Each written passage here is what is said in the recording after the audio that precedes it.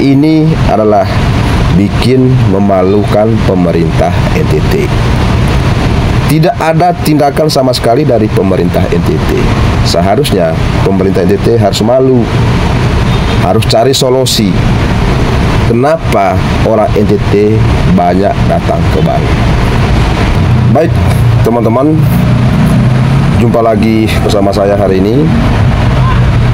Hari ini kita akan membahas terkait dengan susahnya orang NTT mencari kos di Bali. Kan belakangan ini di media sosial, khususnya ada media lokal Bali yang memberitakan tentang susahnya orang NTT atau banyaknya orang NTT ditolak di semua kos di Bali.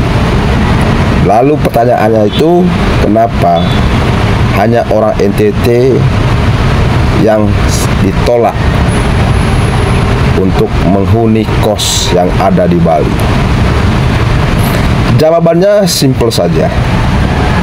Karena mungkin ulah orang-orang NTT yang susah diatur, tidak mau mendengar pendapat orang lain, dan tidak mempedulikan orang-orang di sekitar. Misalnya, menghidupkan musik tanpa memikirkan kenyamanan orang lain. Ngobrol sampai pagi tanpa mempedulikan orang lain. Minum sampai pagi, mabuk lalu bikin onar. Itu tidak semua orang NTT. Apa yang dilakukan oleh orang-orang tersebut tidak mewakili orang-orang NTT.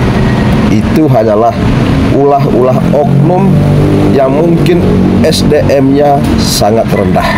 Banyaknya orang atau oknum yang bikin onar di Bali itu adalah anak-anak yang baru datang, yang datang ke Bali tidak secara resmi, secara ilegal. Nah, contoh, ada proyek di Bali, lalu ada orang yang merekrut mereka untuk datang ke Bali. Akan tetapi ketika mereka sampai di Bali, mereka tinggal di bedeng. Nah, terkadang di situ mereka ngumpul, minum sampai mabuk. Nah, giliran tetangga yang kasih tahu, yang menegur, mereka bukan turutin, malah mereka nantang, marah, mereka sok jago. Nah, ketika mereka mabuk, mereka lalu bikin onar, nantang-nantang orang di jalan. Akan tetapi perlu saya tekankan bahwa mereka itu tidak mewakili orang NTT secara keseluruhan. Mereka itu adalah oknum yang SDM-nya sangat rendah. Nah, berita ini viral sekali di media sosial. Akan tetapi pemerintah NTT tidak mau menanggapi.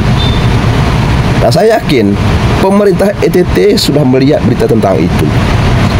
Tapi pemerintah NTT duduk manis, tidak mau respon atas berita-berita itu. Padahal ini adalah bikin memalukan pemerintah NTT. Tidak ada tindakan sama sekali dari pemerintah NTT. Seharusnya pemerintah NTT harus malu, harus cari solusi. Kenapa orang NTT banyak datang ke Bali? Jawabannya adalah simpel. Karena pemerintah NTT tidak memperhatikan nasib masyarakat NTT.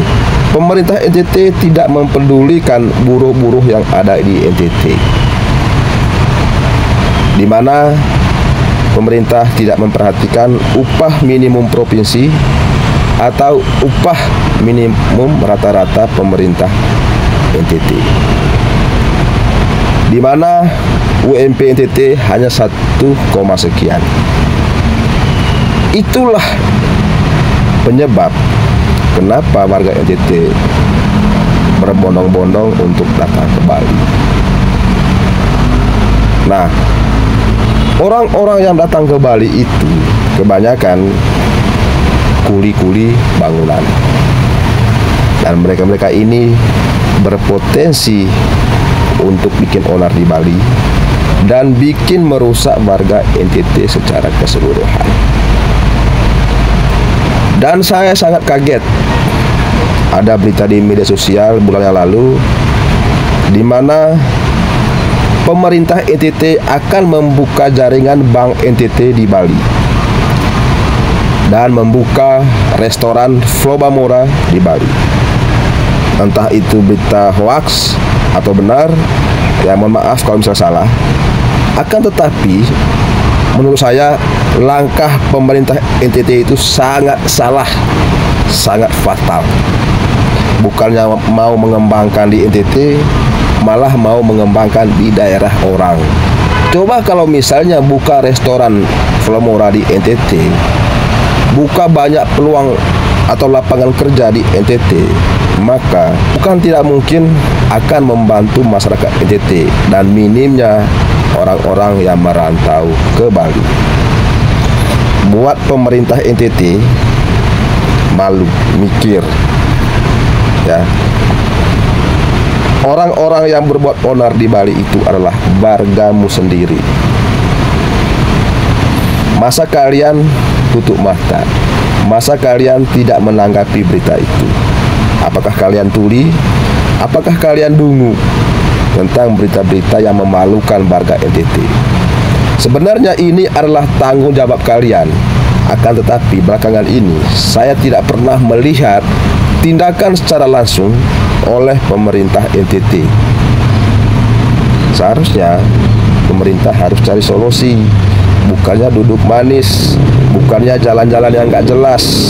Turun tangan dong, perhatikan wargamu yang datang ke Bali, yang bikin onar di Bali, yang merusak nama NTT secara keseluruhan.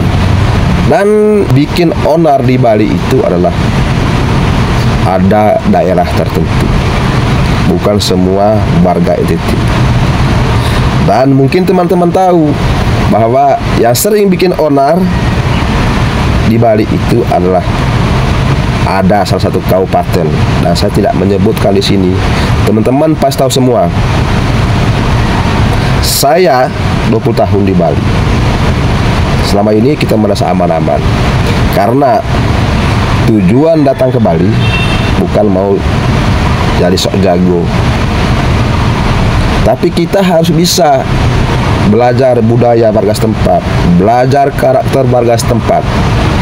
Jangan kebiasaanmu dari kampung bawa ke Bali. Ingat, Bali ini adalah kota pariwisata. Kenapa atau apa yang dilakukan oleh orang Bali menurut saya itu benar. Jangan menyalahkan orang Bali. Karena apa? Yang saya tahu orang Bali itu baik. Saya 20 tahun di Bali. Saya tidak pernah merasakan ancaman, atau saya tidak pernah ditolak ketika saya mencari kos.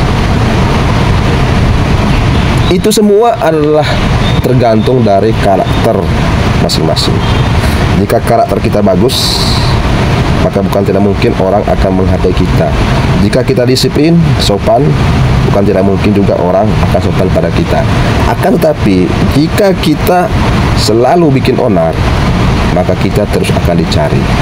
Bukan hanya kamu yang malu, tapi semua warga NTT yang menanggung tingkah lakumu yang kurang ajar itu.